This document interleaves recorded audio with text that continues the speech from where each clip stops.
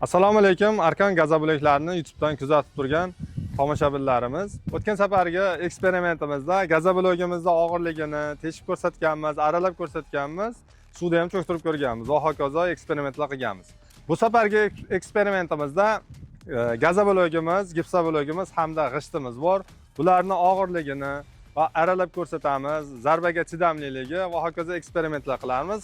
Qani bularning ichida qaysi biri mustahkamroq, qaysi biri zarbaga chidamliroq, o'zlaring kommentariyada yozib qoldirasizlar. Biz eksperimentimizni boshlashdan oldin sizlar bizni YouTube kanalimizga obuna bo'ling hamda yoqti tugmasini bosib qo'ying. Inshaalloh manfaatli video bo'ladi. Birinchi eksperimentimizda uchala mahsulotning ham og'irligini tekshirib bilib olamiz. Sababi fundamentimizga qancha og'irlik tushib turganini shunda bilib olamiz. Birinchi g'ishtimizni tortamiz. Gazabulok bilan penabolokning hajmi bir xil. Buni hajmiga kelish uchun 20 ta g'isht ketadi. Shuning uchun bittasini tortamiz. Bizda qancha kilogramm bo'lishi chiqib keladi.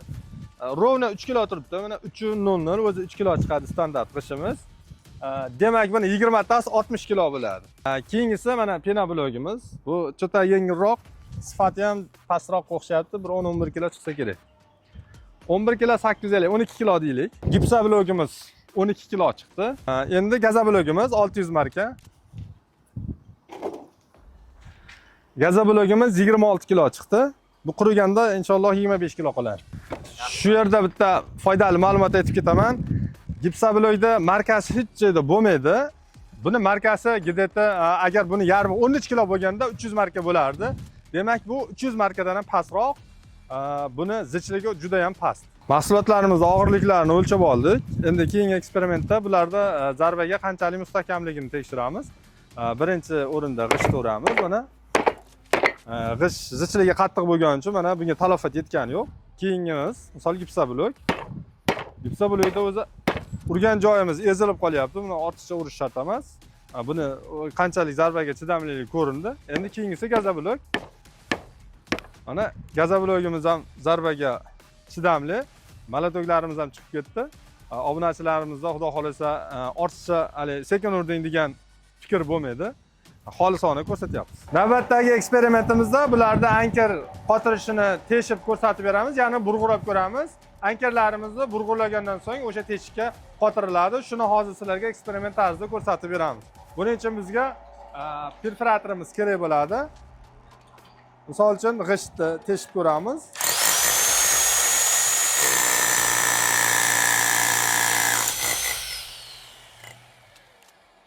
Bu g'ishtimizni teshib ko'rdik. Endi gazabulogimiz.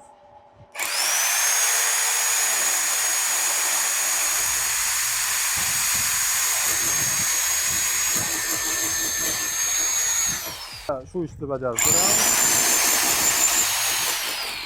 Ko'rib turganlaringizda mana g'ishtimiz yorilib ketdi. Bunga ham anker qotirsa bo'ladi, bemalol. Keyingi o'rinda gazabulogimizni teshib ko'rdik. Anker qotirish uchun burg'ulab ko'rdik. Ko'rib turganlaringdek bunga kirishi ham oson bo'lmadi. Bunga ham bemalol anker qotirsa bo'ladi. Gipsabulogimizni teshganimizda ko'rdingiz, juda tez sur'atda teshib o'rib ketdi. Katta ehtimol bilan bunga anker qotirish juda qiyin bo'ladi. Lekin gazabulogda konditsioner, ariston, ko'hunli mebellarda bemalol burg'ulab teshib ankerlarni qotirsangiz bo'ladi, lekin gipsabulogga juda katta so'roq ostida qoladi. Biz sizlarga hammasini xolisona ko'rsatib beryapmiz. Hali bu yerda gazabulogni o'zini maqtash emas yoki g'ishtni maqtash emas, bizga xolisona. Fikrlaringni kommentariyada qoldiringlar. Fikrlaring biz uchun muhim. Navbatdagi eksperimentimizda buning qurilish jarayonida bularni misol uchun shaklga keltirish, misol uchun hamma joyga butuni ketmaydi. Yarimta ketishi mumkin, chorak ham ketishi mumkin. Bularni hozir aralab ko'rsatib beramiz va zichligi ham shu nimada chiqib keladi.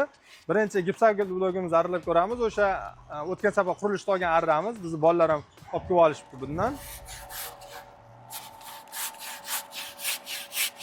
Gipsabulogni ko'rib turganingizda mana sariyog'da kechganda kesib tashlayapti buni. Gipsabulogimizni mana bitta bo'lakka ajratib oldik. Buni aralashini ko'rib oldik. Endi gazabulogimizni ko'rib chiqamiz. Gipsabulogimiz qurigan, salkam bir oy turgan narsa. Gazabulogimiz kechagi narsa, mana shu poddondan olingan. Orqadagi poddondan olib, sirazi joyida eksperiment qilyapmiz. Ko'rib turganlaringda yoshligimizda o'tini aralaganda orasidan o'rik chiqib qolardi. O'shanda aralash qiyin bo'lardi. Sababi mevali daraxt qattiqroq bo'lardi. Gazoblogimiz ham xuddi shunday mevali daraxtga o'xshaydi. Ko'rib turganingizdek va nihoyat buni aralab tugatdik. Lekin gipsoblokka katta kuch sarflamadim. Tezda aralanib ketdi. G'ishimizni bu bilan aralashni menimcha iloji yo'q. Buni ham aralasa bo'lar ekan. Lekin arramizga qo'yil, g'ishni ham aralaydigan arra ekan. O'sha olmosni. Mana ko'rib turganlaringda uchala mahsulotni ham to'rttala eksperiment qilib ko'rdik. Natijalarni o'zingiz ko'zlaringiz bilan ko'rdilaring. Gipsoblogimizda qanday natija bo'ldi, gazoblogimizda qanday natija bo'ldi va g'ishtimizda qanday natija bo'ldi, buni o'zlaring ko'rdilaring. Keyingi eksperimentlarimizda qanday eksperimentlardan foydalanaylik, bularni qaysi usulda qiynab ko'raylik. Shunday savollaringiz bo'lsa kommentariyada yozib qoldirib keting. Siz o'zingiz uyingizga qurilishda qaysi mahsulotdan foydalanardingiz? Buni ham yozib keting. Agar sizga videomiz yoqqan bo'lsa, bizga obuna bo'ling va like tugmasini bosib qo'ying. Keyingi videolarda ko'rishguncha.